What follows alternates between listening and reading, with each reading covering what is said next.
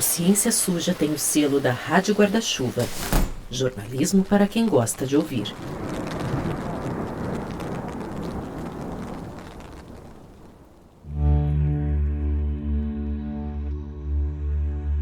Desde o dia que a gente sabia que funcionava em rato até hoje, passaram mais de 10 anos, sabe? Ou 15 anos, dizendo, não, preciso esperar mais um pouquinho, não, preciso mais esperar mais um pouquinho. A voz que você está ouvindo é da Tatiana Coelho de Sampaio, num evento sobre mulheres na ciência em março de 2026, na USP de São Carlos. A Tatiana é bióloga, professora e pesquisadora há décadas da Universidade Federal do Rio de Janeiro. E nos últimos meses, para alguns, ela virou a mulher mais importante do Brasil, a merecedora do próximo Prêmio Nobel. Ela é a criadora da polilaminina, uma molécula que vem sendo testada para tratar lesões medulares, que causam paraplegia e tetraplegia. Sabe, eu fico pensando no dia que eu chegar lá no purgatório, a lista que São Pedro vai me apresentar, de todas as pessoas que não foram ajudadas porque eu estava com medo de ser acusada de ser apressada, aí eu fico pensando, caraca, eu não sei. É tipo se correr o bicho pega, se ficar o bicho come. Eu não sei bem fazer. Mas eu acho que é uma preocupação, assim, a partir tem um clique, né? Tem uma hora que você acha, eu acho que vai funcionar. Eu acho que vai mesmo funcionar. Aí quando você acha que vai mesmo funcionar, aí você não consegue mais segurar. Porque aí esse peso de não fazer começa a ficar maior do que o medo de fazer. A gente teve acesso a esses áudios, mas a qualidade não estava legal. Então ficaram alguns ruídos mesmo depois que o Felipe Barbosa fez a mágica dele. Mas deu para entender o que a Tatiana falou e o sentido disso, né? Ela quase concede que os estudos ainda não estão avançados o suficiente com essa história de ser acusada de apressada, mas mata no peito a afirmação de que vai funcionar, porque deu um clique nela, uma virada de chave pessoal. Essa foi só uma das declarações polêmicas da Tatiana nesse evento de São Carlos. Ali era para meio que ser um encontro de cientistas mulheres, onde elas iam contar sobre suas carreiras e dificuldades, mas acabou virando uma torta de climão. Segundo a nossa apuração, a Tatiana foi convidada no ano passado por um grupo de estudantes de física que organizou o evento antes do hype em cima da polilaminina. Mas quando isso estourou e a data estava se aproximando, os organizadores pediram para a Tatiana focar a fala na carreira dela, não tanto na polilaminina, e já se prepararam para um possível tumulto. Primeiro, eles separaram a Tatiana das outras pesquisadoras. Enquanto as outras duas fizeram suas apresentações de manhã no auditório, a Tatiana teve uma parte toda do evento dedicada para ela, de tarde, num ginásio adaptado para receber 600 pessoas. Os ingressos esgotaram em 3 minutos. Tá aí uma coisa inesperada para um evento sobre mulheres na ciência no interior paulista. Nas redes sociais, muita gente reclamou por não ter conseguido uma vaga. No dia do evento, era QR Code para entrar, seguranças, ambulância, imprensa, emissoras de TV locais. Na plateia, você vê autoridades da cidade e da USP e muitas pessoas com lesão medular. Várias chegaram cedo e ficaram tentando tirar uma foto com a Tatiana. Tava naipe show de rockstar mesmo. Quando a palestra da Tatiana começou, o título da apresentação de slides já deixava claro que a fala não seria sobre a carreira dela. Abre aspas, a história da polilaminina, da descoberta científica a um novo medicamento. Fecha aspas. Eu até entendo que não dá para dissociar completamente a pesquisadora do objeto de estudo dela de décadas, mas rolou um sequestro de pauta, vai? Ou uma mudança de pauta. Aí depois teve uma mesa redonda com uma cientista de exatas e outra da biomedicina e uma terceira mediadora, também professora da USP. Elas questionaram a Tatiana sobre a necessidade de dados mais robustos e de conduzir estudos clínicos controlados antes de fazer barulho com a polilaminina. Sim, eu entendo muito essa tua visão, porque todos nós somos humanos, né? Humanas, e aí a gente tem essa vontade realmente, né? A gente acredita no que faz, vê o resultado lá no laboratório e quer chegar lá na frente, também trabalho na área biomédica, chegar lá no paciente, mas a gente como cientista, a gente tem que daí tirar esse lado emocional para trazer realmente o dado. Por que você acha que a gente é obrigado a servir a ciência? Por que você tem a convicção de que a ciência é mais importante do que tudo? A outra pesquisadora entrou na conversa e explicou que não é que a ciência é a coisa mais importante de todas, mas que ela é uma ótima ferramenta para provar que um tratamento é melhor que outro. E bom, é uma ferramenta que a própria Tatiana tem usado, né? Eu não tenho essa necessidade de ser uma boa cientista. A conversa continuou e as outras convidadas seguiram nessa linha. É um acaso porque deu certo para vários, não deu certo para outros. Então a gente mostra isso cientificamente. Eu acho que foi nesse sentido que a Cris disse que a gente se embasa na ciência para poder ter voz. E é esse exatamente o meu ponto. A gente não precisa da ciência para fazer ter voz. A gente é mais do que a ciência. Eu não preciso de validação da ciência eu não preciso da ciência para me validar. Talvez você precise, né? Mas sim, eu particularmente sim, não preciso. Eu preciso. Eu não preciso. Eu preciso. Olha só, eu vou dizer mais. Isso aí, de servir a ciência, isso é o auge do machismo. Bom. Fora de contexto, até daria para entender essa fala dela no sentido de usar a ciência como uma ferramenta para melhorar a sociedade, e não como uma coisa mais dogmática. Mas ali, naquele contexto, ela foi questionada sobre os dados científicos que ela produziu para fazer alegações sobre o potencial da polilaminina. E me saiu com essa de que não precisa da ciência para ter voz e que pensar diferente disso seria machismo. Mas pelas palmas, dá pra perceber que tava rolando meio que uma torcida mesmo. A Tatiana tinha dito nos bastidores que não ia atender o público, mas a recepção foi tão calorosa que ela saiu do script e foi pra galera, na frente do palco. Aí começou uma confusão de gente querendo encostar nela, tirar foto, um bololô danado. Depois, nos bastidores, ela recebeu uma homenagem da Prefeitura de São Carlos e deu entrevistas rodeada de microfones e câmeras. Enfim, a repercussão interna na USP foi tão negativa que o vídeo da transmissão foi tirado do ar logo depois de terminar o evento, e ninguém tá querendo falar sobre isso abertamente. Até porque também foi na USP de São Carlos que outra molécula fez um auê, a fosfetanolamina, a falsa pílula do câncer, que protagonizou nosso primeiríssimo episódio do Ciência Suja. A fósfo, só para relembrar rapidinho, foi desenvolvida por um químico que logo saiu falando que aquilo ali era a cura do câncer.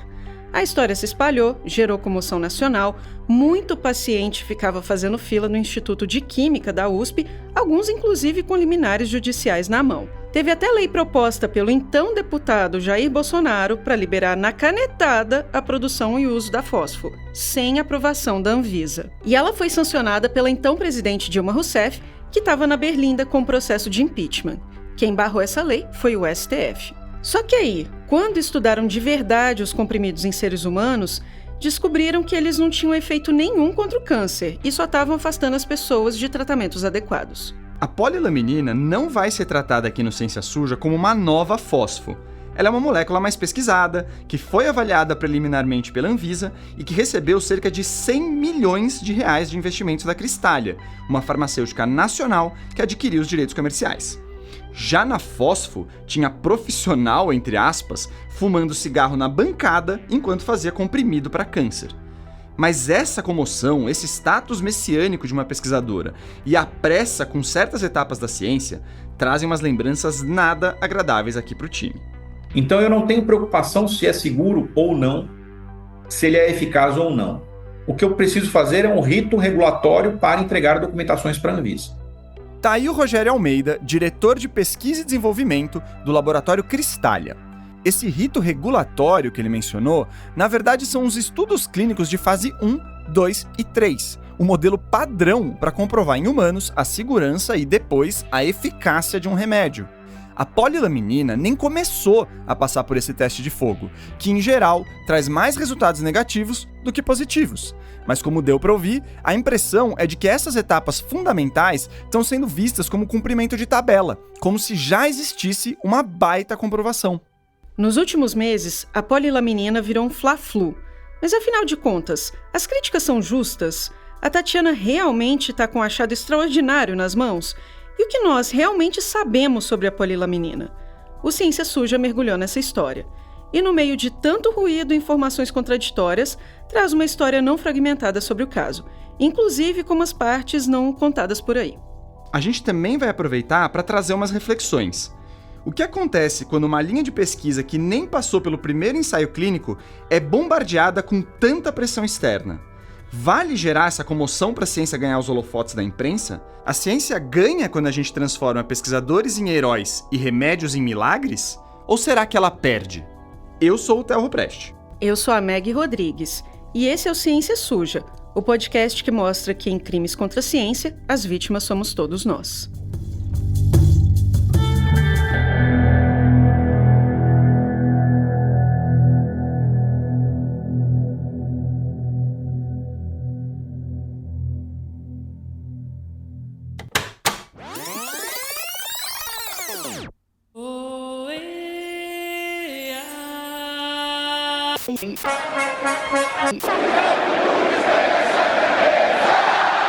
12 de junho de 2014, abertura da Copa do Mundo de Futebol Masculino no Brasil.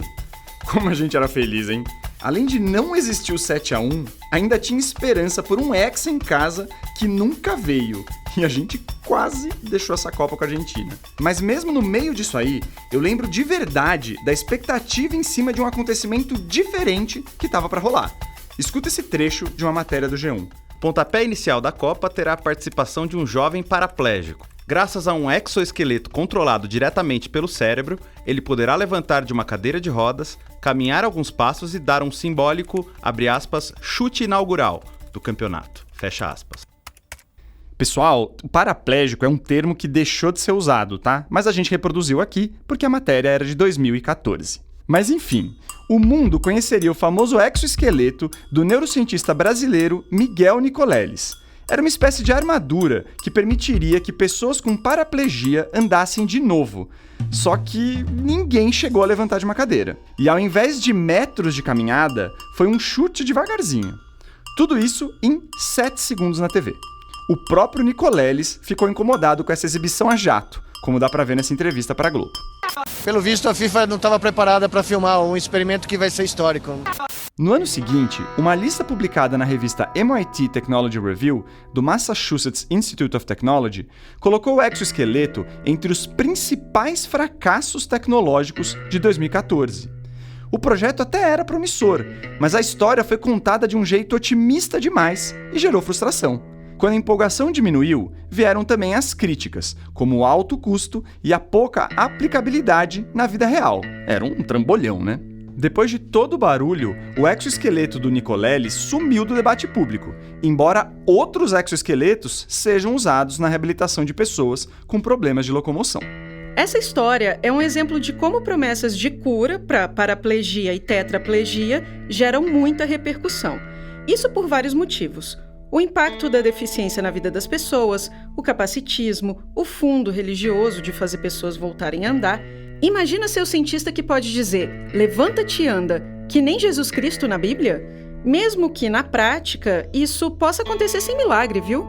É praticamente um mito de que todos os indivíduos com lesão medular não se recuperam. Todos os indivíduos com lesão medular vão ficar utilizando cadeira de rodas, todos os indivíduos com lesão medular vão ser acamados, vão ser deficientes, enfim. Existe um estereótipo por trás da condição clínica e que ele não é absoluto, é apenas um senso comum social. Essa é a fisioterapeuta Franciele Romanini, especialista em lesão medular. Ela faz parte do Spinal Cord Injury Rehabilitation Research Group, conduz pesquisas clínicas sobre o assunto e está concluindo o doutorado na Universidade Federal de Santa Catarina. Aí quando aparece uma cena de um indivíduo que ele pode sim ter sido um grande sortudo, digamos assim, de ter uma lesão com recuperação espontânea, a gente não pode descartar essa possibilidade. E aí vem a cena dele fazendo academia, indo para trabalho, vivendo. Isso é uma coisa estonteante para a comunidade. Nos últimos meses, a Franciele revirou os estudos da polilaminina de cabeça para baixo e tem dado até aula sobre o assunto. Uma coisa que ela explica é que recuperar os movimentos depois de uma lesão medular é possível, embora muitas vezes não aconteça. Isso depende do tipo de lesão, de fatores individuais. Por exemplo, muitas vezes a lesão é diagnosticada como completa, a que realmente paralisa, mas ela é incompleta. Ou seja, na verdade ainda restam algumas conexões nervosas que só estão ali atrapalhadas por causa do choque imediato. E aí o diagnóstico foi errado. E tem também a reabilitação, com fisioterapia e cirurgias, que ajudam a devolver a mobilidade. Em alguns casos, pode voltar só a sensibilidade, por exemplo, e isso já vale como recuperação. Alguns estudos dizem que entre 9% e 30% das pessoas se recuperam pelo menos parcialmente, considerando a recuperação espontânea e os cuidados disponíveis hoje. Mas aí, das duas, uma. Ou a conexão ainda estava lá, ainda que capenga, ou a reabilitação ensinou para o cérebro novos caminhos para fazer o corpo se mexer. Curar mesmo uma lesão medular com um remédio ou uma tecnologia é outra história. Muita gente já tentou antes e até hoje ninguém conseguiu. A medula é uma parte complexa do sistema nervoso. Para simplificar, pensa num fio elétrico que liga o cérebro ao resto do corpo. Por ali circulam informações sobre movimento e sensibilidade. Agora imagine esse cabo sendo esmagado ou cortado em algum trecho. É mais ou menos isso que acontece numa lesão medular. Quando esse fio elétrico se rompe, um dos principais desafios é recuperar os axônios, que são as ramificações, as perninhas que ligam um neurônio a outro, e a outro, e a outro. E guarda esse nome, axônio, porque é justamente aí que a polilaminina e outros tratamentos já estudados prometem atuar. Bom, em uma lesão medular, a inflamação inibe o crescimento desses axônios. E não basta os axônios voltarem a crescer, como contou pra gente o professor Alexandre Leite, coordenador do Laboratório de Regeneração Nervosa do Instituto de Biologia da Unicamp. E um ponto bem importante é que essas fibras elas têm alvos muito precisos, né? Então não basta crescer os axônios, mas eles têm que ir para lugares muito específicos para poder veicular a informação correta, né? Vamos supor que um nervo ligado à sensibilidade se conectou num neurônio que deveria trocar informações sobre movimento. Aí a pessoa sente dor quando tenta andar, por exemplo. O que se teoriza é que é mais ou menos um isolamento ali, né? Porque é tão complexo o sistema nervoso e, como eu falei, é tão preciso, as conexões são tão precisas que parece que o script, assim, mais ou menos, é impedir a regeneração para evitar que tenha conexões erradas, né? Daí, a polilaminina entra na história. Você sabe que aquela menina tem forma de cruz, né? Não, mas é a proteína de Deus. Eu vou te mandar. Isso aí é a laminina. Agora, a polilaminina são várias de mãozinha dada. Então, é muito simbólico. É um rosário inteiro. A Tatiana descobriu a polilaminina por acaso. Ela estava mexendo com a laminina, que é uma proteína encontrada naturalmente no corpo humano. E aí ela colocou essa molécula numa solução de acidez diferente, que fez ela se agrupar e formar várias lamininas juntas. Ou de mãos dadas, como ela diz. Trabalhava com outras proteínas, mas muito rapidamente, assim, no primeiro dia que eu estava trabalhando com ela, eu vi que ela formava esses complexos muito grandes, e que mais tarde a gente chamou de polilaminina. A Tatiana falou com Ciência Suja e não foi por pouco tempo não, viu? A entrevista durou umas 2 horas. Você tá me tomando muito tempo, mas eu nunca tive essa entrevista, então eu tô achando falar. Bom, ela achou esse comportamento da laminina curioso, foi pesquisar as funções dessa proteína e aí viu que ela já tinha sido pesquisada para regeneração neural no passado. Mas vai que essa versão turbinada de lamininas de mãos dadas tivesse uma ação mais potente? Então, ela e uma equipe testaram essa hipótese para lesão medular no laboratório, em células isoladas e em ratos. Nessas situações, a Tatiana conseguiu demonstrar que a polilaminina fazia uma espécie de ponte para que os axônios crescessem e ligassem os neurônios novamente. Seria como consertar aquele fio partido, lembra?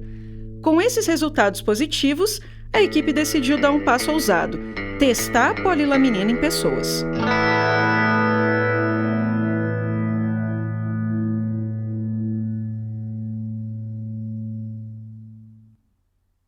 Em 2016, mais ou menos 10 anos antes do assunto tomar conta dos jornais, a Tatiana foi aprender sobre como fazer um ensaio clínico. Porque ela vinha da pesquisa básica, que é um dos pilares da ciência, né? É o estudo em laboratório motivado pela curiosidade de entender como o mundo funciona. Não é uma pesquisa direcionada com uma aplicação no mundo real específica, embora ela possa levar a isso e já levou muitas vezes. Então a Tatiana teve que fazer essa migração e, junto com neurologistas e outros pesquisadores, criou o protocolo de um estudo piloto acadêmico. Esse tipo de pesquisa já é feita com humanos, mas tem a intenção de produzir conhecimento e fortalecer hipóteses, não quantificar a segurança e a eficácia de um candidato a remédio.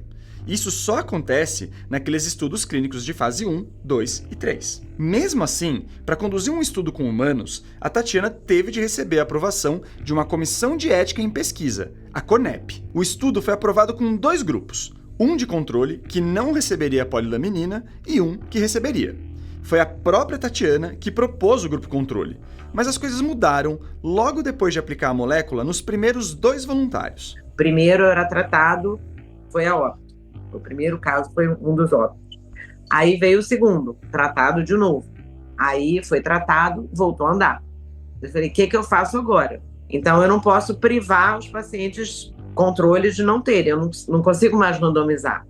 Do ponto de vista ético, eu falei, eu tenho o direito de randomizar agora, que eu sei que funciona? Aí eu falei, bom, vou consultar a CONEP. Pensa nessa conclusão da Tatiana. Um morreu, o outro voltou a andar, e com esse único caso, ela achou que funcionava. Mas calma que a gente chega nisso. Bom, a CONEP sugeriu para Tatiana criar um comitê independente para votar sobre a remoção do grupo controle. E esse comitê, que a gente não sabe quem participou, deu o aval. O Jorge Venâncio, que coordenou a CONEP de 2013 a 2022 e assina o parecer liberando o estudo da polilaminina, confirmou a história. Então, entre 2016 e 2021, 8 pessoas com lesão em teoria completa e aguda, que é quando a conexão é interrompida totalmente e aconteceu recentemente, receberam uma injeção da substância na medula espinhal. 2 morreram nos primeiros dias por complicações da própria condição e um terceiro durante o acompanhamento. Nenhuma dessas mortes teve ligação clara com a polilaminina, segundo um comitê independente de monitoramento de dados e a própria CONEP. Então a pesquisa seguiu. Dos 8, 6 voluntários, contando aquele terceiro que morreu, mostraram melhora. E um voltou a andar. É o Bruno Freitas, que virou uma espécie de garoto propaganda da substância. Mas então, se de 8, 6 melhoraram, a taxa de melhora seria de 75%. E segundo os pesquisadores da polilaminina, no máximo 15% alcançariam esse resultado com os tratamentos de hoje. Esses são os números que a Tatiana mais fala nas entrevistas, e eles têm limitações. A gente vai chegar nisso, mas pegando o argumento pelo valor de face, a diferença seria enorme mesmo. Então, vamos continuar. Aí aconteceu um negócio estranho. Mesmo com os dados desse estudo ainda sendo coletados, pacientes com lesões medulares crônicas começaram a receber a polilaminina fora desse estudo. Parênteses aqui. Em humanos, a polilaminina, segundo a própria Tatiana e a Cristália, é indicada para lesões agudas, aquelas que acabaram de acontecer, porque a cicatriz que se forma depois impediria a ação da molécula. Foi nesse contexto que os testes em humanos foram liberados. Ainda assim, ela foi dada a 8 pacientes crônicos em 2020. Tem até uma atleta paralímpica do rugby, a Hannah Ribeiro, que diz ter feito parte do experimento, entre aspas. Mas não tem nenhum registro disso nas plataformas de ética em pesquisa, nem, claro, de como esses pacientes estão. Entendi. Só que esse outro estudo não está documentado ainda em nenhum lugar. Esse uso compassivo que ela fez para crônicos? Isso foi antes da aprovação da Anvisa, de tudo. Não tá e ela não vai documentar, porque isso foi feito uma espécie de uso compassivo sem acompanhamento dos pacientes, assim como nós também não estamos acompanhando os pacientes com o rigor de um estudo clínico. Esse é o Rogério Almeida, da Cristália, de novo. Uso compassivo é uma autorização especial que a Anvisa dá para pacientes com doenças graves e sem opções de tratamento receberem doação de remédios ainda não aprovados. Quem doa é a farmacêutica. Mas a Anvisa não autorizou o uso compassivo nesses casos, até porque isso só acontece quando existem pesquisas com humanos em andamento, o que não tinha para lesão medular crônica e não tem até agora. A gente pediu explicações para Tatiana no fim da apuração, mas não tivemos retorno. A situação indica que esse uso aconteceu fora do protocolo, o que pode gerar riscos. E calma, que vai ter pílula do Ciência Suja sobre isso. Então fica de olho no nosso feed.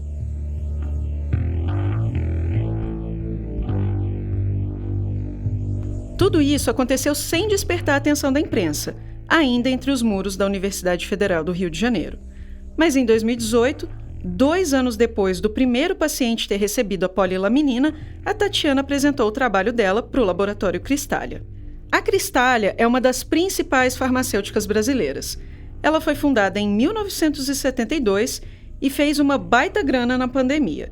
Em 2021, a empresa até divulgou uma nota dizendo que a própria receita saltou 25% com o kit Covid. No caso, anestésicos e kits de intubação que foram muito usados. A Cristália também vendeu bastante cloroquina na época e foi uma das que não se posicionaram firmemente contra o uso desse remédio no contexto do coronavírus. Naquele mesmo comunicado à imprensa de 2021 sobre a Covid, o laboratório colocou uma notinha de rodapé sobre um medicamento para lesões agudas da medula espinhal. O texto diz que os estudos clínicos já estavam concluídos e o composto seria apresentado ainda naquele ano, 2021. Era a polilaminina, que acabou demorando um pouco mais para aparecer. Em 2021, a gente firmou oficialmente, então, o contrato de parceria com a UFRJ, dando ao Cristália os direitos de exploração da polilaminina, né? E, efetivamente, continuar o processo regulatório para obtenção do registro do produto, né?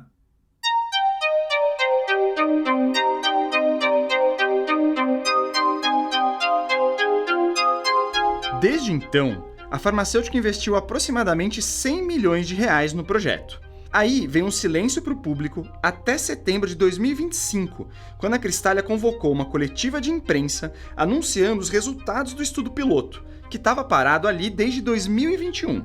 Foi nessa época que a Chloé Pinheiro, a nossa produtora e roteirista aqui, começou a achar a história estranha. Por que eles estavam chamando jornalistas para falar de um estudo em humanos que nem tinha sido publicado em revistas científicas? Então segue daí, Clô. Oi, pessoal. Então, eu até fui resgatar o convite que eu recebi para a coletiva. E ele dizia assim: Este medicamento, desenvolvido e produzido no Brasil, tem a capacidade de restaurar as conexões neurais em pessoas que sofreram lesões na medula espinhal e ficaram paraplégicas ou tetraplégicas. Quando aplicada, preferencialmente nas primeiras horas após o acidente, a polilaminina permite que os pacientes recuperem total ou parcialmente os movimentos. Durante a coletiva, serão apresentados pacientes que sofreram lesão grave e recuperaram os movimentos. Eu não participei, mas estranhei um pouco aquilo e fiquei acompanhando a cobertura dos colegas. Depois eu só fiquei mais encucada. Primeiro, porque eram afirmações muito fortes para as evidências apresentadas. É como disse Carl Sagan: afirmações extraordinárias exigem evidências extraordinárias. E a evidência nesse caso era um estudo com 8 participantes, disponível no formato pré-print. Pré-print, para quem não sabe, é como uma publicação preliminar que o cientista pode fazer do seu artigo em repositórios online. Eles não passam por uma aprovação prévia de outros pesquisadores, que é a tal da avaliação por pares que os periódicos científicos fazem.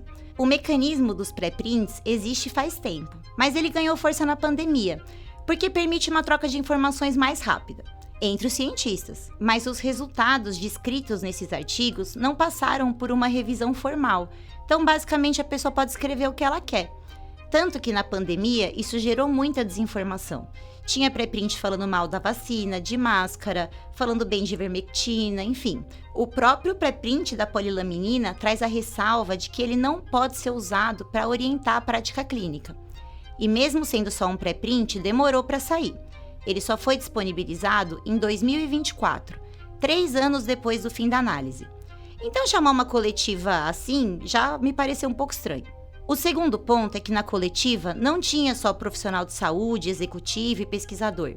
Ela tinha 2 pacientes. Um deles era o Bruno, que o Theo comentou antes. O Bruno entrou no estudo 24 horas após sofrer um acidente de carro, graças a um tio que conhecia a pesquisa.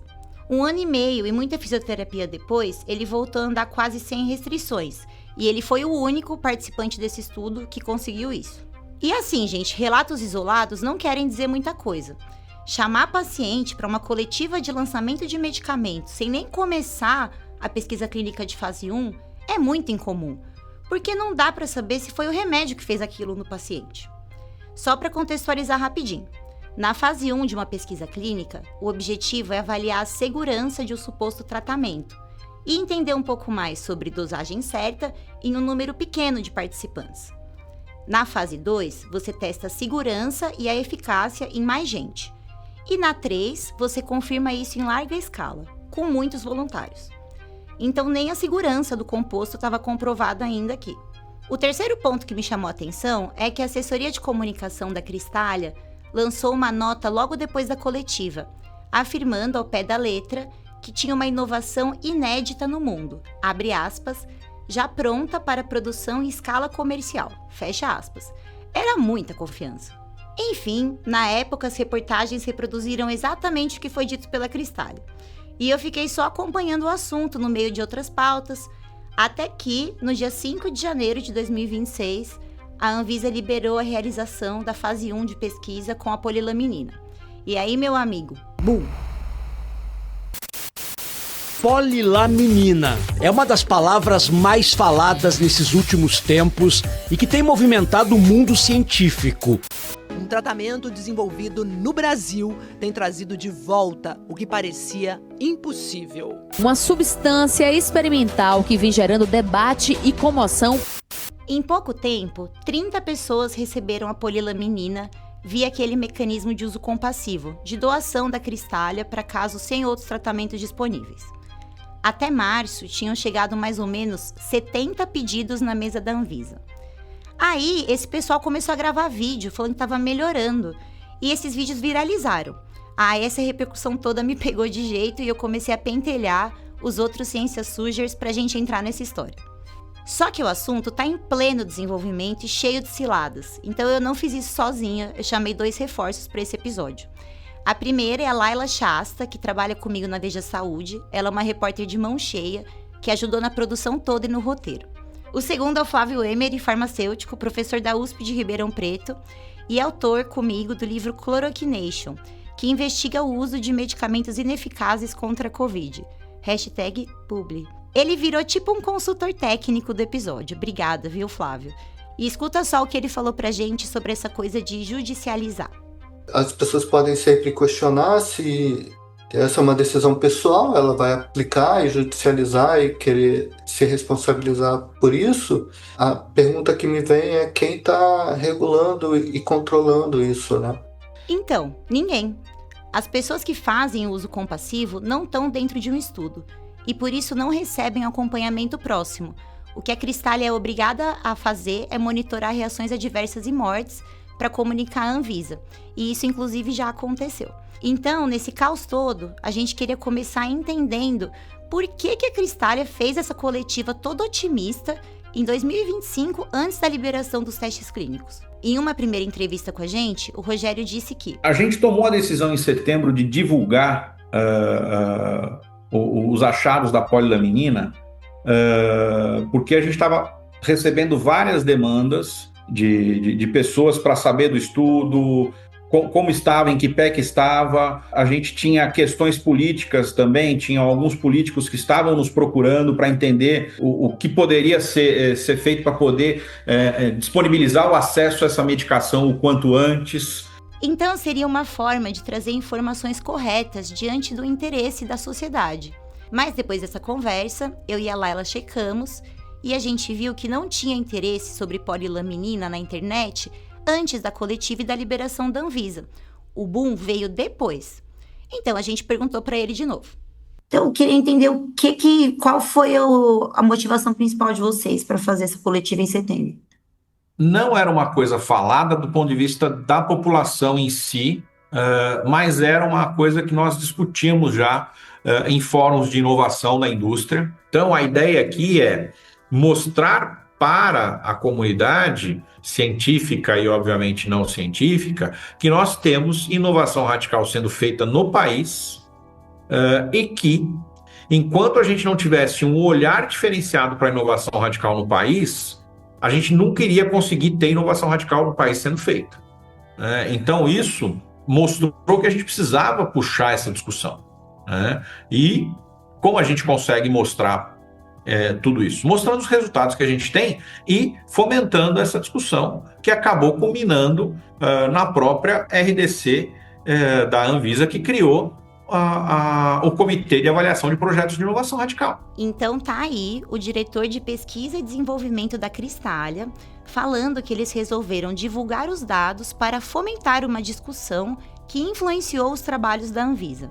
E, de fato, em 19 de dezembro, a Anvisa anunciou a criação de um inédito Comitê de Inovação para avaliar com mais velocidade produtos inovadores que atenderiam a demandas de saúde pública. A polilaminina foi uma das prioridades, e menos de um mês depois, o ensaio de fase 1 foi liberado. O detalhe é que a Cristália já tinha feito esse pedido para começar as pesquisas 3 anos antes dessa liberação da Anvisa. Verdade que nesse tempo ela precisou juntar dados, refazer testes, melhorar a descrição de método, mas 3 anos de vai e vem, e aí 3 meses depois de jogar o assunto pra galera, o aval veio. Coincidência? Então tá, a gente agora sabe, pelo próprio diretor da Cristália, que a coletiva de imprensa, de alguma forma, tentou contribuir para liberar a pesquisa de fase 1. A pergunta que fica então é: será que as evidências científicas são suficientes para avançar nesse sentido? Essa é uma questão muito maior que eu vou deixar para depois do intervalo.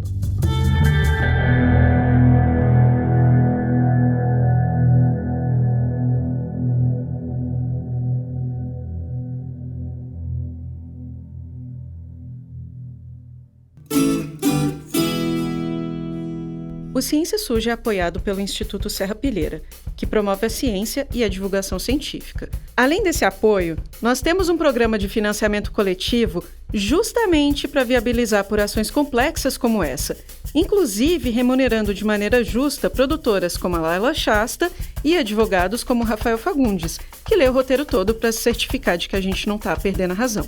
Se você está gostando, considere fazer parte dos nossos apoiadores. Dá para assinar diferentes planos pela Apoia-se, Patreon ou pelo Orelo. Tem newsletter, acesso antecipado aos episódios, brindes e dá para fazer Pix pontual também. E fica um agradecimento especial aos apoiadores da categoria Paladinos da Ciência, como Henrique Vogan, Raquel Barbosa Sintra, Marcos Souza, Josi de Almeida, João Nardo e outros tantos. E agora, um recado do podcast A Última Bolacha, um especial da agência pública que acabou de ser lançado sobre o mercado do emagrecimento. Eu tinha 36 anos quando sofri um ataque do coração. E eu vou te contar como eu, saindo de um show de Paul McCartney, sucumbi à maldição dos 36 e morri. Na tentativa de sobreviver, comecei uma investigação sobre mim mesmo e sobre as indústrias relacionadas à obesidade. E nessa conta entrava muita coisa. Ultraprocessados, açúcar, canetas emagrecedoras, comidas fit, saúde mental. Em um ano foram 58 quilos e um turbilhão de histórias para contar sobre quem vem lucrando com a obesidade alheia. Eu sou Ed Vanderlei e esse é A Última Bolacha, o novo podcast narrativo da agência pública. Toda segunda, Dia Internacional de Começar a Dieta, você tem um compromisso em todos os tocadores de podcast. No dia 23 de fevereiro, o Roda Viva, o programa clássico de entrevista da TV Cultura, estava estreando um novo apresentador, o Ernesto Palha. A convidada era a Tatiana Sampaio. Na semana anterior, tinha rolado o boom de interesse nas redes sociais que a Clô comentou. Então, a polilaminina estava na crista da onda. Mas ali, a Tatiana estava literalmente rodeada por algumas das principais jornalistas de saúde do país. E foi a primeira vez que ela foi apertada em público sobre as limitações da única pesquisa com humanos divulgada até agora. Mas, desculpa a ignorância, existe algum caso na ciência de uma nova droga para doenças sérias, por exemplo, tão sérias quanto uma lesão medular, um câncer, em que você testa uma nova droga sem grupo controle? Em estudos pilotos, sim, mas a sua pergunta é antes do registro. Sua pergunta é antes do... Sim, não sei, não tenho conhecimento. Não tenho conhecimento, mas assim, também nunca ouvi falar de um medicamento que fizesse pessoas com lesão completa voltarem a ter movimentos. E também nunca ouvi falar de uma professora doida que conseguiu fazer um estudo clínico sem dinheiro e demonstrar isso. Então, eu acho que, assim, a gente tem que fazer coisas novidadeiras. Eu não tenho nenhum problema com isso. Mas abrir eu vou fazer aquilo que eu achar eticamente correto. Doutora, em primeiro lugar. Nesse trecho, a Tatiana estava respondendo à jornalista Lucelena de Oliveira, do UOL, que foi chefe minha e da Chloé na revista Veja Saúde, aliás. Foi o momento final e o mais quente. Tendo visto o programa todo, pareceu que a Tatiana se soltou ali. No geral, ela estava mais contida, até evitando cravar que a polilaminina era comprovadamente eficaz pela ciência. Mas a impressão é que nesse trecho, a Tatiana entregou que para ela, essa molécula é mesmo revolucionária e que justificaria dobrar certas regras da pesquisa clínica de acordo com a ética dela. E, gente, esse papo do grupo controle que levantou fervura no Roda Viva é importante. Ter um grupo controle é premissa básica da maioria dos estudos para provar um medicamento. Ele precisa ter voluntários parecidos com os que vão receber a molécula de verdade, com o mesmo perfil de doença, idade, condição de saúde, etc. Mas o grupo controle ganha um placebo ou o melhor tratamento disponível para aquela condição. Os participantes são divididos aleatoriamente e, de preferência, nem eles e nem os pesquisadores sabem quem está em qual grupo. É o chamado modelo duplo cego, que evita vieses na análise. Nem sempre isso é possível. Aí são necessários alguns ajustes de metodologia, mas o padrão é esse aí. E o fato é que, sem um grupo controle, fica bem difícil saber se os resultados observados em quem tomou uma droga qualquer têm a ver com a droga ou com qualquer outro fator de confusão, como uma resposta natural da doença, o efeito placebo, outras intervenções adotadas. Como a gente falou, o primeiro estudo da Tatiana em humanos, aquele piloto que está em pré-print, não teve um grupo controle. Até aí tudo bem. Um estudo piloto nem sempre precisa de um grupo controle mesmo, embora seja positivo ter. Ele é feito não para comprovar alguma coisa, mas mais para ver se a hipótese está parando de pé. Acontece que a Tatiana e a Cristália começaram a defender que não haveria necessidade de um grupo controle nos ensaios clínicos que estão por vir, e isso levantou um questionamento no Roda Viva. Eu queria saber o seguinte, esses médicos têm dito que são necessários estudos que incluam um grupo controle. O que você diria para eles? Que eles vão estudar. Acho que seria muito bom que eles estudassem um pouquinho antes das declarações. Não se usa fazer grupo controle em estudo piloto. Eu acho que dizer que é necessário ter um grupo controle mais à frente, eu acho que é discutível. Para mostrar causa e efeito. Sinceramente, eu acho que assim, não é isso que a literatura na área tem mostrado. O argumento da Tatiana e da Cristália é que mesmo nas pesquisas clínicas de fase 1, 2 e 3, daria para fazer uma comparação com o chamado Grupo Controle Universal, que seriam bancos de dados sobre lesão medular. Então você pega uma porcentagem de melhora normalmente observada nesses bancos de dados e bate com os resultados entre quem recebeu a polilaminina. Foi isso que eles fizeram no estudo piloto, ao comparar uma melhora de 75% em lesões medulares completas contra os supostos 15% nas estatísticas desses outros estudos. Só que tem um monte de senões nesses dados e nessa estratégia em si. Primeiro, que tem estudo falando em até 30% de recuperação espontânea, ou por reabilitação, ou por erro no diagnóstico. Então não seria 15%, seria 30%. E depois do Roda Viva, mais buracos começaram a aparecer. Bora escutar a Franciele Romanini, cientista que faz parte daquele grupo de pesquisas internacional em reabilitação de lesão motora, de novo. Com a população geral, os outros estudos de pacientes com lesão medular, né, que é o que eles falam que fazem, né, que não precisaria de grupo controle, tendo a população de outros estudos já analisados. Dá para falar isso? Não. Isso não é preconizado. Inclusive na lesão medular, porque existe uma fala sendo divulgada de que isso é específico da lesão medular, não é. O que a gente tem, que talvez tenha sido confundido, é que quando foi escrito o guideline de ensaios clínicos, ele traz uma análise histórica para poder construir o poder da estatística. Então, talvez venha daí essa confusão. Traduzindo, o principal guideline, ou diretriz, sobre pesquisa com lesão medular, não defende essa ideia de grupo controle universal. A lógica só foi usada como base para calcular o número ideal de voluntários em cada estudo que for feito. Esse cálculo de quantidade e do perfil de voluntários também tem que considerar o local da coluna onde aconteceu a lesão. E aí está outro ponto crítico do estudo piloto da Tatiana. Ele não explica se os tipos de lesão do grupo de voluntários são comparáveis com as do tal grupo universal. A Franciele foi nas tabelas da pesquisa da Tatiana para checar o perfil dos voluntários. Então, dos 8, 1, 2, 3, 4 com lesão cervical. 2 com lesão torácica alta e 2 com lesão torácica baixa. E aí a gente já sabe, né? Lesões cervicais, eles têm o dobro de chance de melhorar, de recuperar. Então, a maior parte da amostra são lesões cervicais. Então, só por isso, a comparação genérica com um grupo universal já não é justa. Um grupo controle com a mesma porcentagem de pessoas com lesões cervicais, por exemplo, seria necessário para equiparar o potencial efeito da polilaminina com uma taxa de recuperação esperada. O próprio Bruno Freitas, aliás, teve uma lesão cervical. E mais, será que o grupo universal que a Tatiana estava usando de comparador estava adotando os melhores cuidados possíveis?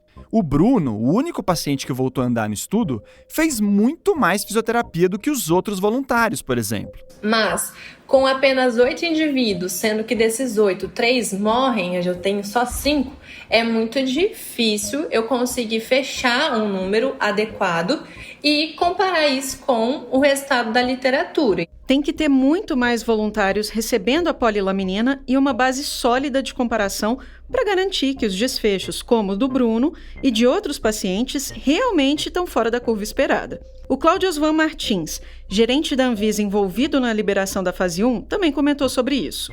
Esses números aí, como é um N muito pequeno, você fala, foram 5 pacientes e 10%. 10% de 5 vai ser meio paciente. Do ponto de vista regulatório, não atende, né? Não dá para, não é uma evidência que nos permite tirar essas conclusões, esses cálculos assim, né? Que são mais empíricos. E olha, grupo controle com tratamento para lesão medular completa não é inédito não, tá? Nos anos 2000, os tais macrófagos autólogos trouxeram bons resultados em humanos, inclusive em um estudo de fase 1 para lesão medular aguda completa, o mesmo alvo da polilaminina. Era basicamente um transplante dessas células de defesa que regeneraria os neurônios danificados. Mas aí na fase 2, um grupo controle foi incluído e ficou demonstrado que os macrófagos transplantados estavam piorando o prognóstico, em comparação com o grupo controle, que estava recebendo o melhor tratamento disponível. Resultado: a terapia não foi continuada porque, se fosse, faria mais mal do que bem. E só deu para ver isso na fase 2. Quem cantou essa bola foi o divulgador científico Igor Eckert. Importante dizer que existem iniciativas com grupos controle sintéticos, que usam grandes bases de dados para mimetizar os perfis dos voluntários que realmente receberam uma droga em testes, e aí fazer uma comparação mais confiável. Mas elas são mais focadas em doenças raras, em que é difícil traçar um grupo controle com bastante gente, e exigem bases de dados altamente confiáveis, atualizadas e equiparadas com os voluntários da pesquisa, não um índice padrão. A Cristália também usa o argumento de que, como a polilaminina tem que ser aplicada logo após a lesão, você estaria privando os pacientes do grupo placebo da oportunidade de receber um medicamento eficaz. Por quê? Depois do estudo concluído, a janela de tempo do tratamento já teria sido perdida. Só que isso parte da premissa de que a eficácia e a segurança dessa molécula estão estabelecidas, o que não é o caso. O Cláudio Osvan disse que o desenho do grupo controle será definido a partir dos resultados do estudo de fase 1. Mas que deve haver algum tipo de comparador, sim. E isso não quer dizer deixar o grupo controle desamparado, sem assistência. Uma das alternativas é que os voluntários do grupo controle recebam o melhor tratamento disponível hoje, que não é assim tão acessível aqui no Brasil. O Rogério Almeida da Cristália afirmou que a decisão cabe à Anvisa, mas que vai defender o grupo universal.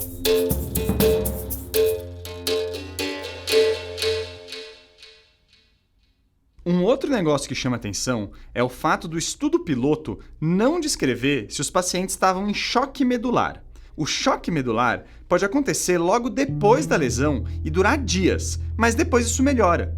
Quem falou disso é o Alexandre Leite, da Unicamp, que você ouviu no começo do episódio. E só que num primeiro momento de choque medular, né, que a gente chama de choque raquimedular, existe uma paralisia, uma perda de sensibilidade completa. E com o tempo, à medida que esse processo evolui, alguns elementos preservados voltam a ter funcionalidade. mesmo que parcial, né?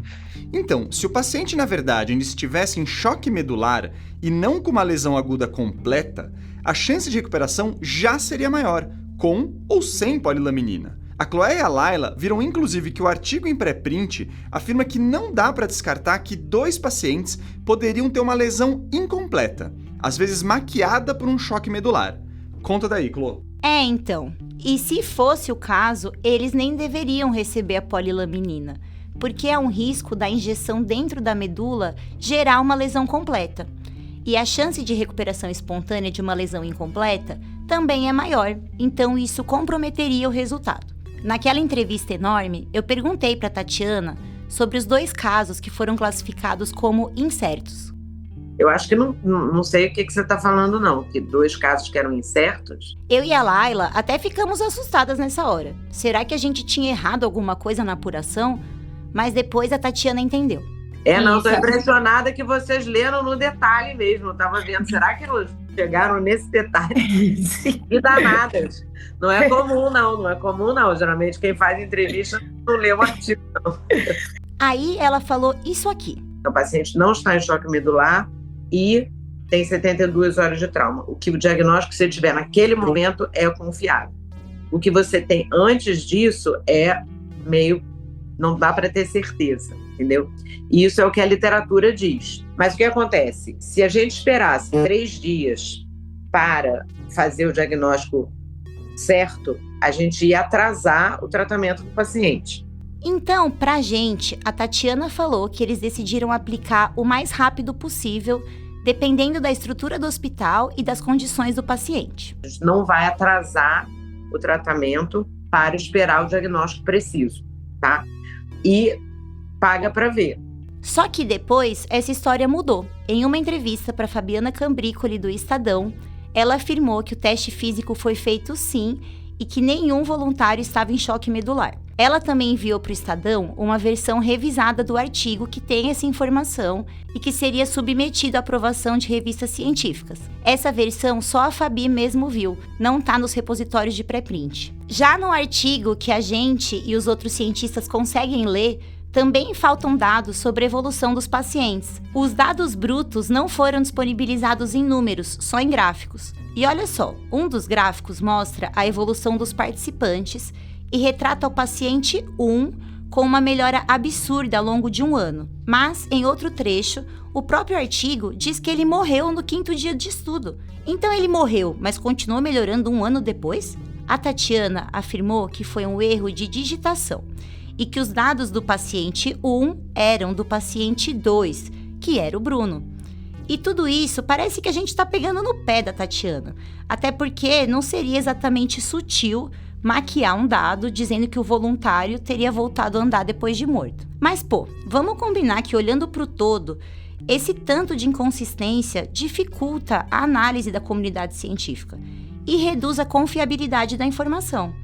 O Flávio Emery, nosso consultor informal, fez uma ótima ponderação sobre isso. Quando a crítica é respondida com... A resposta à crítica é fundamentada com erros no processo da escrita do artigo, você limita o debate, né? Você, na verdade, acaba com o debate, porque no fim não há resultado. Então, se o resultado divulgado não é aquilo que aconteceu, então você não tem resultado. Então é isso, não dá para toda hora que vem uma crítica ficar dizendo que o que está escrito no artigo na verdade não é bem isso aí, que tudo vai ser esclarecido, que já já o resultado real vai aparecer. La garantia sou eu, né?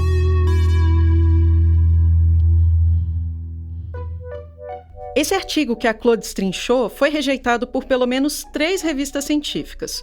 Ou seja, os revisores desses 3 periódicos acharam que ele não estava maduro o suficiente para ser publicado. Isso, gente, é relativamente normal, embora menos para um estudo que traria uma revolução. Para o Ciência Suja, a Tatiana disse que as negativas vieram basicamente por 3 motivos. 1. O tratamento funcionava em, entre aspas, vários tipos de lesão, então isso sugeriria a ausência de um mecanismo de ação específico. 2. Os revisores queriam ver onde exatamente a polilaminina se ligava nas células. Isso não está descrito. 3. as divergências sobre a taxa de recuperação espontânea. Mas depois, para o G1, ela revelou que o protocolo do estudo não foi registrado numa plataforma oficial de estudos clínicos antes de começar. E tá aí outra coisa que parece uma besteirinha, mas que é um problema considerável. Todo desenho de estudo clínico precisa estar nessas plataformas para que os revisores vejam se o protocolo foi alterado no meio do caminho. Ué, se mudou, mudou por quê? Até há casos em que isso é justificável, mas a mudança tem que ser registrada para garantir que os pesquisadores não mudem a regra do jogo para favorecer os resultados que eles gostariam de encontrar. A regra está prevista na Declaração de Helsinki, que surgiu em 1964 e dita a ética das pesquisas em humanos. Ela foi criada como resposta às atrocidades dos cientistas nazistas. A Tatiana falou para o G1 que não sabia que precisava de registro prévio em plataformas de pesquisa clínica, mas que não ia desistir de publicar. Aí ela soltou essa declaração na entrevista. Eu pedi para o ChatGPT me ajudar, né? Que geralmente eu não peço, não. Mas eu pedi. Aí eu falei, as pessoas dando argumento que não vale, o que eu faço?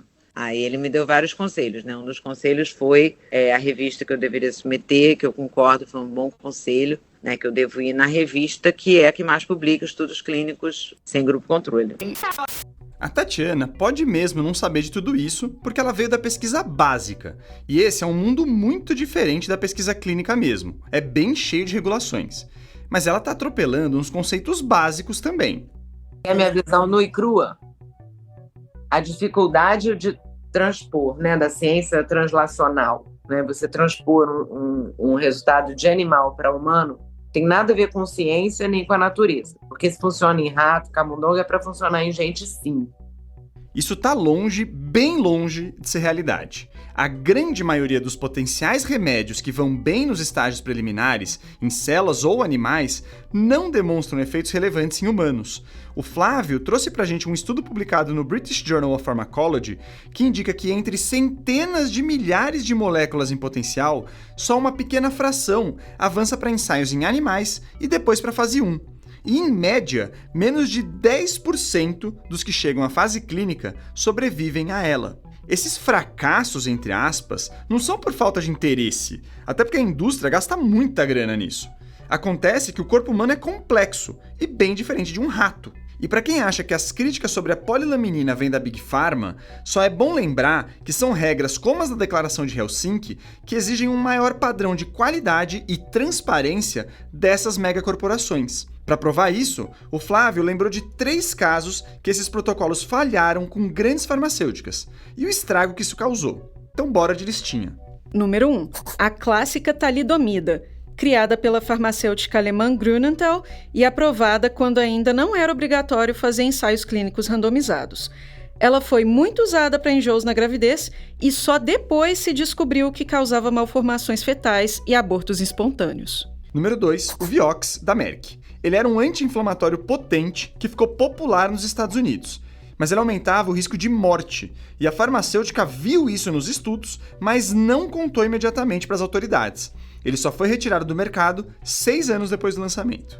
Número 3. O aducanumab, um remédio da farmacêutica Biogen contra o Alzheimer, que foi aprovado às pressas nos Estados Unidos. Além de não trazer benefício clínico, o medicamento aumentava o risco de sangramentos e edemas no cérebro. Ele foi descontinuado.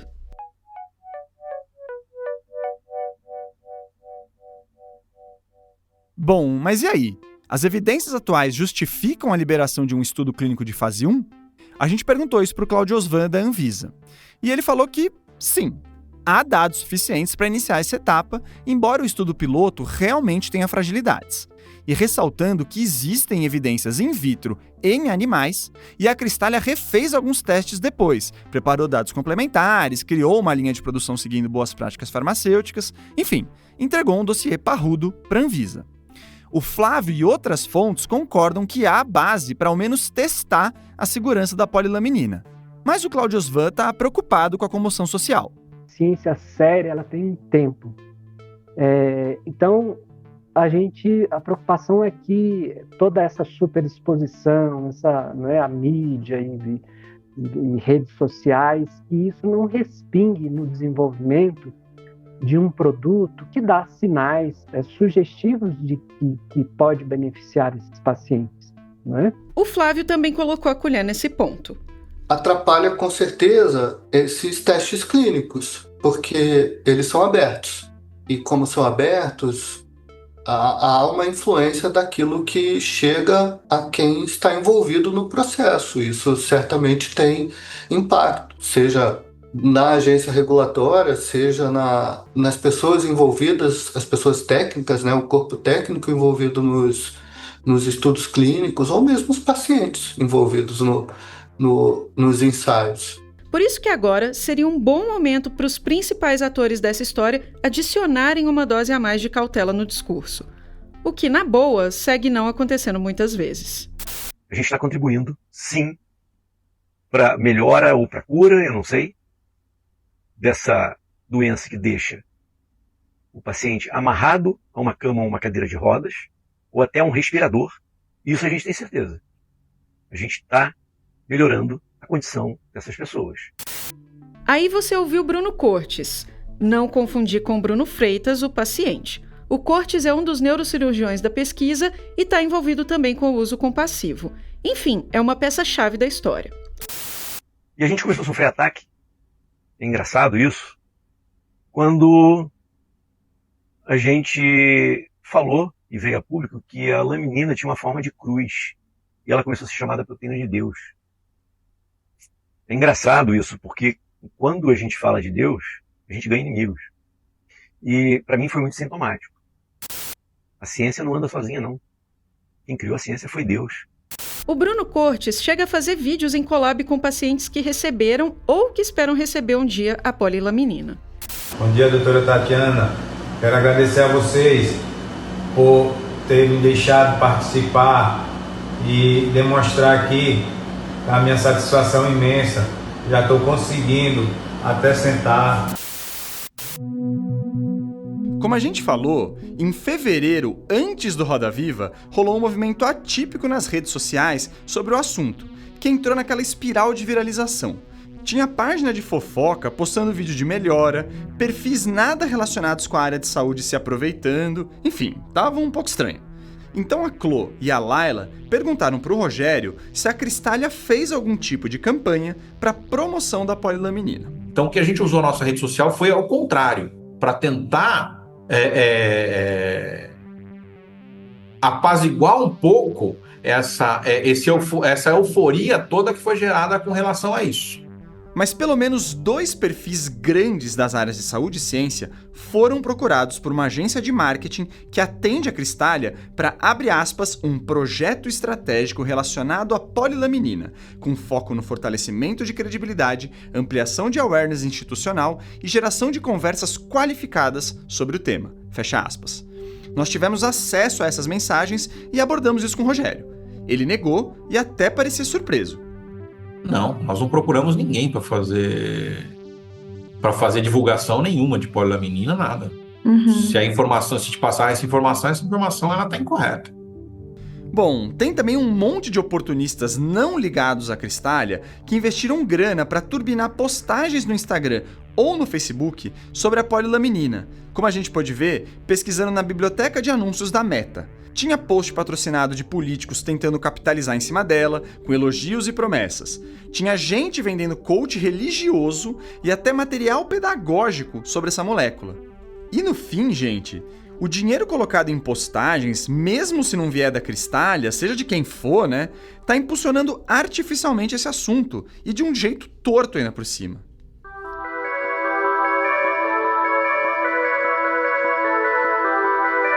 Todo mundo que a gente ouviu, e nós aqui também, torcemos para a polilaminina dar certo, porque seria mesmo ótimo ter uma nova opção contra a lesão medular.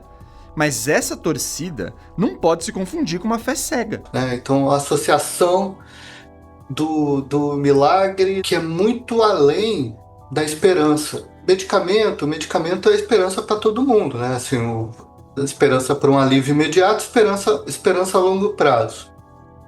Mas eu acho que em muitos casos isso extrapola essa relação. A gente viu isso na fosfetanolamina voltando, a gente viu isso na Covid, e eu acho que a gente está vendo isso agora. Que na minha percepção, mais atrapalha do que ajuda o desenvolvimento de algo que pode ser, no futuro, benéfico para a sociedade de alguma forma. Além de ser muito perigoso, por diversas razões, é muito ruim, porque qualquer informação contrária a essa visão geral do milagre é tida como, usando a metáfora da religião, como pecado capital.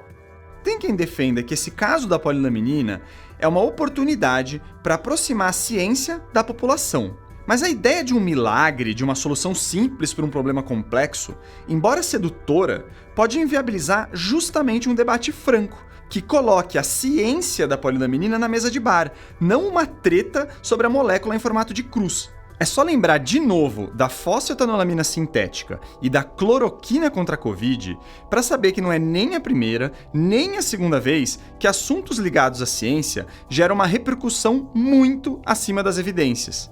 E você acha que a gente está respeitando mais ou menos as instituições científicas desde então?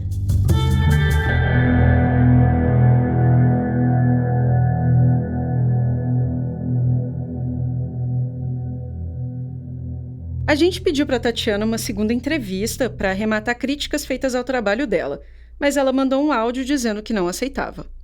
Não, eu não quero falar de novo, não, tá? Eu acho que isso tá se falando demais, tá na hora de eu me calar, tá bom? Nós insistimos por escrito, mas ela não respondeu. A gente também procurou a UFRJ, a Secretaria Municipal de Saúde do Rio, que deu o aval para o estudo piloto, e a CONEP para saber mais detalhes sobre problemas no estudo piloto e sobre o uso em pacientes crônicos, mas não tivemos retorno. Para fechar, eu queria indicar um parceiro nosso da Rádio Guarda-Chuva que está de volta com novos episódios a cada 2 semanas, sempre às segundas. É o Afluente, do Bruno Tadeu. O podcast traz reportagens sobre a Amazônia ou vindas dela. Teve um episódio do começo de março sobre favelas de Belém e Manaus que tá um espetáculo. O Ciência Suja é apresentado por mim, Meg Rodrigues, e pelo Telro Preste. O roteiro e a produção são da Chloé Pinheiro e da Laila Shasta. Laila, obrigado por topar entrar nessa aventura com a gente, viu? Eu fiz a edição de texto do roteiro com apoio de toda a equipe. Nós e o Pedro Belo, que fez as vozes complementares e ajudou na apuração no evento de São Carlos, gravamos no estúdio Tiranossom. A edição de som, a mixagem, as trilhas originais e a masterização são do Felipe Barbosa. A Mayla Tanferri e o Guilherme Henrique fizeram a arte de capa e o nosso projeto gráfico. Nesse episódio, nós usamos áudios do programa Conversas com Hildegard Angel, da TV 247, Jornal da Band e Melhor da Noite, da Bandeirantes, Fantástico e Jornal Nacional da TV Globo, Roda Viva da TV Cultura, da abertura dos Jogos da Copa de 2014 da FIFA, documentário A Nossa Copa, abertura da Copa do Mundo Brasil 2014, de Júlio Cancelier, e de vídeos encontrados no Instagram e Facebook. O advogado Rafael Fagundes fez uma análise jurídica do roteiro. O nosso site foi desenvolvido pelo Estúdio Barbatana.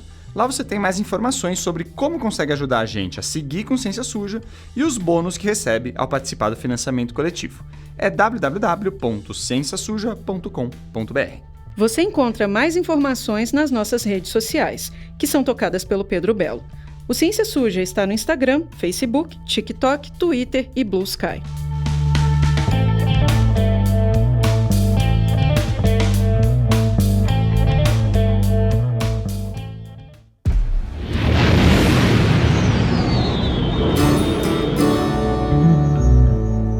Nave Reportagens.